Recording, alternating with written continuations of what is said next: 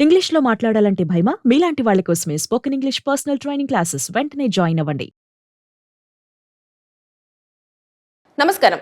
నేను మీ సంగీత. బేసిక్‌గా మన అకౌంట్‌లో అనుకోకుండా డబ్బులు పడితే మనం ఏం చేస్తాం? అబ్బా! కొంతమంది వెంటనే ఇమ్మీడియేట్‌గా డ్రా చేసేసుకొని ఖర్చు చేసేస్తారు. లేదు అంటే కొంతమంది అమ్మ ఎవరికి చెప్పొద్దు బాబోయ్! ఈళ్ళు డబ్బులు పడ్డాయి అని చెప్పేసి అనుకుంటారు. ఇంకొంతమందయితే కొంచెం నిజాయితీగా ఉన్నవాళ్ళు సరే ఎందుకు పడ్డాయో బాబోయ్ అని చెప్పేసి బ్యాంకుకెళ్ళిపోయి నా అకౌంట్‌లో డబ్బులు పడ్డాయని చెప్పేసి చూపిస్తారు. ఇలాంటి సంఘటనే ఒకటి మధ్యప్రదేశ్‌లో చోటు చేసుకుంది. ఏంటంటే ఒక వ్యక్తి దీపక్ అనే వ్యక్తి వల్ల మదరు రీసెంట్‌గానే చనిపోవడం జరిగింది. చనిపోయిన తర్వాత తన అకౌంట్‌లో వాళ్ళ తల్లిగారి అకౌంట్‌లో 13,00,00,00,000 పడడం జరిగింది. అంటే ఒకసారి అనుకోకుండా అకౌంట్ ఓపెన్ చేసి చెక్ చేసేసరికి ఇన్ని డబ్బులున్నాయి. అంటే ఆ సున్నాలు చాలా ఉన్నాయి. లెక్క పెట్టుకోలేక వాడు ఏంటి ఇన్ని డబ్బులు పడ్డాయి నిజమేనా కాదా అని చెప్పేసి మళ్ళీ చెక్ చేసుకున్నాడు. చెక్ చేసేసుకొని ఒకసారి బ్యాంక్ దగ్గరికి వెళ్ళేసి నా అకౌంట్‌లో ఎంత ఉన్నాయని చెప్పేసి అడిగితే నీ బ్యాంక్‌లో ఇన్ని డబ్బులు ఉన్నాయి అని చెప్పేసి అంటే అసలు ఆ డబ్బులు నావి కాదండి. అసలు నాకు తెలియని కూడా తెలీదు. నాకు సంబంధం లేదు. అసలు ఎలా పడ్డాయో కూడా తెలీదు. నేను ఈరోజు ఉదయాన అకౌంట్‌లో ఇలా చెక్ చేసేసరికి ఇలా కనిపించాయి అని చెప్పేసి చెప్పడంతో అప్పుడు బ్యాంక్ వాళ్ళు ఇమ్మీడియేట్‌గా పోలీసులకు ఇన్ఫార్మ్ చేయడం జరిగింది. అంటే కొన్ని సార్లు మన అకౌంట్లో డబ్బులు ఎలా పడతాయి అనేది కూడా తెలియదు. అంటే సైబర్ నేరగాళ్ళు ఈ మధ్య కాలంలో ఎక్కువ అవడం కూడా జరుగుతుంది. అందుకోసమని ఇప్పుడు ఇతని అకౌంట్లో ఆ డబ్బులు ఎలా పడ్డాయి, ఎక్కడి నుంచి వచ్చాయి, ఎలా జరిగింది అని అంటే బేసిక్గా బ్యాంక్లో అన్ని డీటెయిల్స్ ఉంటాయి. ఇప్పుడు నా అకౌంట్కి ఇంకా ఏ వ్యక్తి అయితే డబ్బులు వేస్తారో ఆ వ్యక్తికి సంబంధించిన అకౌంట్ డీటెయిల్స్ ఉంటాయి. ఫోన్పే అయినా కూడా అదైనా ఉంటుంది. ఏదైనా సరే బ్యాంకుకి అయితే ఎక్కడి నుంచి డబ్బులు వచ్చాయి అనేది మాత్రం కనుక్కోవడానికి చాలా ఈజీ ప్రాసెస్ ఉంటుంది. కానీ ఇక్కడ ఏమైందంటే ఆ డబ్బులు ఎలా పడ్డాయి అనేది బ్యాంకు కూడా తెలియట్లేదు. అంటే అంత సీక్రెట్గా ఏ నుంచి డబ్బులు ఆ అకౌంట్లో వేశారనేది లేదు. కానీ అది నెంబరే కనిపిస్తుందా లేదంటే డబ్బులు నిజంగానే ఉన్నాయి అంటే డబ్బులు నిజంగానే అతని అకౌంట్లో ఉన్నాయి. అంటే అంత డబ్బులు పడినాయి కూడా. ఎలా పడ్డాయి అసలు అకౌంట్ నెంబర్ లేదు. తర్వాత నెక్స్ట్ ఎక్కడి నుంచి ట్రాన్సాక్షన్ జరగలేదు.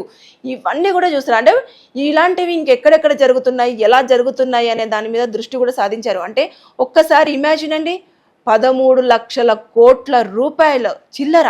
అంటే ఒక్క రోజులో అతను కోట్లాధికారి అయిపోయినట్టే. కానీ ఆ డబ్బు నాది కాదు, అది ఏ రూపాయన వచ్చిందో, ఎందుకు వచ్చిందో, అంటే ఏదైనా స్కామ్ చేసి ఎవరైనా అందులో షేరింగ్ కానీ అలా చేశారనుకోండి, అనవసరంగా లేనిపోని తప్పుకి ఇతను ఇరుక్కునే అవకాశం ఉంటుంది కదా. ఎందుకంటే అకౌంట్ డీటెయిల్స్ అన్ని ఇతని దగ్గరే ఉన్నాయి కదా, ఇతనే యూజ్ చేస్తున్నాడు కదా. అందుకోసం అని చెప్పేసి ఇమీడియట్గా వెళ్ళి బ్యాంకులో చెక్ చేసుకోవడము, వెంటనే బ్యాంకు మేనేజర్ వాళ్ళు వీళ్ళంతా కూడా ఇతనిది కాదు అన్నప్పుడు ఇంత అకౌంట్ అసలు ఫస్ట్ టైం అంత పెద్ద స్థాయిలో కూడా ఒక బ్యాంకులో ట్రాన్సాక్షన్ జరిగి డబ్బులు పడడం అనేది ఫస్ట్ టైం. అంటే అధికారులే అంత ఆశ్చర్యపోయారు అంటే బ్యాంక్ అధికారులే ఆశ్చర్యపోయారు అంటే మీరు ఒక్కసారి ఆలోచించవచ్చు. మనము చూస్తూ ఉంటే ఈ రోజుల్లో అకౌంట్స్ అనేవి మనకు తెలియకుండానే కొన్ని సార్లు వేరే వాళ్ళ కంట్రోల్లోకి వెళ్ళడం జరుగుతుంది. అలా వెళ్ళిందే ఈ అకౌంటా ఏంటి అనేది కూడా మొత్తం పూర్వపరాలన్నీ కూడా పరిశీలించడం జరుగుతుంది. అది కేసును కూడా తీసుకోవడం జరిగింది. తీసుకున్న తర్వాత మొత్తం డీటెయిల్డ్గా అన్నీ కూడా పరిశీలన చేస్తూ ఉన్నారంటే గతంలో కూడా ఇలాంటివి ఏమైనా అకౌంట్స్లలో పడ్డాయా, మనకేమైనా ఇంటిమేషన్ రాలేదా, లేకపోతే ఇది మొదటిసారా అనేది కూడా బ్యాంకులో ఉన్న అకౌంట్ డీటెయిల్స్ అన్నీ కూడా పోలీసులు ఎప్పటికప్పుడు డీటెయిల్డ్గా తెలుసుకోవడం జరుగుతుంది. తర్వాత నెక్స్ట్ ఇది అకౌంట్ల నుంచి వచ్చింది అనేది క్లారిటీ లేదు కదా, అసలు ఎలా వచ్చింది ఏంటి అనేది ఇతనికి ఎవరైనా తెలుసా, లేకపోతే నువ్వేమైనా ఈ మధ్యకాలంలో ఏదైనా యాప్ కనుక డౌన్లోడ్ చేసావా లేదా, ఇవన్నీ కూడా అతన్ని మొత్తం పూర్తిగా అతన్ని చెక్ చేయడం జరిగింది. తర్వాత అతని డీటెయిల్స్ తీసుకున్నారు, అతని కాంటాక్ట్ డీటెయిల్స్ అన్నీ ఎవ్రీథింగ్ ఇతన్ని వాళ్ళ కంట్రోల్లో పెట్టుకోవడం జరిగింది. అలాగే అధికారులకు సంబంధించిన అకౌంట్ డీటెయిల్స్ అన్నీ కూడా పోలీసులు మొత్తం ఎంక్వైరీ చేశారు. తర్వాత నెక్స్ట్ ఇంకా చేస్తూనే ఉన్నారు. ఎందుకంటే ఆ పెద్ద మొత్తంలో పడిన అమౌంట్ అనేది ఎక్కడి నుంచి పడింది అనేది క్లారిటీ లేదు కదా, అసలు డీటెయిల్స్ కూడా లేవు. అంటే ఇలాంటి ట్రాన్సాక్షన్స్ ఈ యొక్క బ్యాంక్లోనే పడ్డాయా, అంటే ఇప్పుడు అది పడింది కూడా కోటక్ బ్యాంక్లో పడినాయి. అంటే ఈ ఒక్క బ్యాంక్లోనే అలా పడిందా, లేకపోతే ఇంకేమైనా తెలియకుండా ర్యాండమ్లీ ఏమైనా అకౌంట్లను ఎవరైనా యూజ్ చేసి వేయడం జరిగిందా అనేది కూడా చెక్ చేసే పనిలోనే పోలీసులు అందరూ కూడా ఉండడం జరిగింది. ఇది నార్త్ సైడ్ జరిగింది.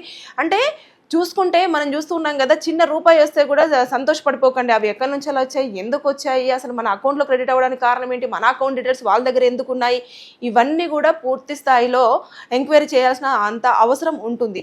అంతెందుకు రీసెంట్గా ఒక మూవీ కూడా వచ్చింది కదా, ధనుష్ గారు తర్వాత నెక్స్ట్ నాగార్జున గారు యాక్ట్ చేసినది కుబేరా మూవీ. అందులో కూడా బిచ్చగాళ్ళు ఉంటారు, వాళ్ళని తీసుకెళ్ళి వాళ్ళకి రావాల్సిన డబ్బులు వాళ్ళకు అకౌంట్ ఒకటి క్రియేట్ చేసి వాళ్ళని చాలా మంచి గెటప్ వేసి అంత చేసి అకౌంట్లో డబ్బులు వేసి తీసుకున్న తర్వాత వాళ్ళను చంపేయడం అనేది జరిగింది. అంటే ఆ సినిమాలో ఎలా చూపించారో ఇతని అకౌంట్లో అలా పడిపోయినాయి. అంటే మనకు తెలియకుండా మన అకౌంట్ ఎవరో ఆధీనంలో ఉంటుంది. ఇది జాగ్రత్త. సో కాబట్టి మనకు సంబంధించిన డీటెయిల్స్ ఏవైనా సరే బ్యాంకుకి సంబంధించినవి మనకు ఎట్టి పరిస్థితుల్లో మన అనుకున్న వాళ్ళకు తప్ప ఇంక ఎవరికి కూడా షేర్ పోవడమే చాలా ఉత్తమం. షేర్ చేయకపోయినా కూడా ఇలాంటివన్నీ జరుగుతూ ఉన్నాయి కాబట్టి మీరు జాగ్రత్తగా అలర్ట్గా ఉండాల్సిందే. పోలీసులు ప్లస్ తర్వాత అధికారులు మాత్రం తలలు పట్టుకొని పరుగులు తీస్తూనే ఉన్నారు. అసలు ఇంత పెద్ద అమౌంట్ ఏడు నుంచి పడింది, ఎలా పడింది, అసలు ఎక్కడ స్కామ్ జరిగింది, ఏంటిది, అసలు నిజంగానే ఇవి రియల్ డబ్బులేనా లేకపోతే డ్యూప్లికేటా లేకపోతే ఊరికైనా సరదాగా చేశారా ఏంటి, ఇవన్నీ కూడా అన్ని ఎంక్వైరీ చేసినా కూడా అవి ఒరిజినల్ నోట్లే అకౌంట్ నుంచి వెళ్ళి అకౌంట్లోకి కరెక్ట్గానే పడడం జరిగింది. వారు ఎంతైతే చెప్పారో 13 లక్షల కోట్ల రూపాయలే ఇవన్నీ జరిగినాయి. కానీ ఎక్కడి నుంచి పడ్డాయి అనేది మాత్రం క్లారిటీ లేదు. దానికోసము అధికారులు మురగలు పడుతున్నారు. ఫైనల్లీ అయితే ఫైండ్ చేయడానికే అధికారులు కూడా కొంతమందిని ఒక టీంని కూడా జనరేట్ చేయడం జరిగింది. వాళ్ళందరూ కూడా ఆ పని మీదనే ఉండి దాన్ని మొత్తం సెర్చ్ చేస్తూ వస్తూ ఉన్నారు. అంటే ఇవన్నీ చూస్తున్నారు కదా, ఇక్కడ పడింది. ఇప్పుడు దీపక్ ఒక్కడు బయటకు వచ్చాడు కాబట్టి చెప్పాడు. కొంతమంది అయితే దాన్ని చెప్పకుండా దాచుకొని ఖర్చు చేస్తారు. ఖర్చు చేసిన తర్వాత ఏదో ఒక టైంలో ఖచ్చితంగా బయటపడడం జరుగుతుంది. బయటపడినప్పుడు మనం అనవసరంగా దోషులుగా జైళ్ళల్లో ఉండాల్సిన పరిస్థితులు ఎదుర్కొంటాం. కాబట్టి మన అకౌంట్లో మనకు తెలియకుండా ఏమైనా డబ్బులు పడితే మాత్రం ఖచ్చితంగా బ్యాంకు వాళ్ళకు కానివ్వండి, పోలీసులకు కానివ్వండి తెలియజేయాల్సిన ప్రాథమిక బాధ్యత మనదే. సో తస్మత్ జాగ్రత్త. Thank you.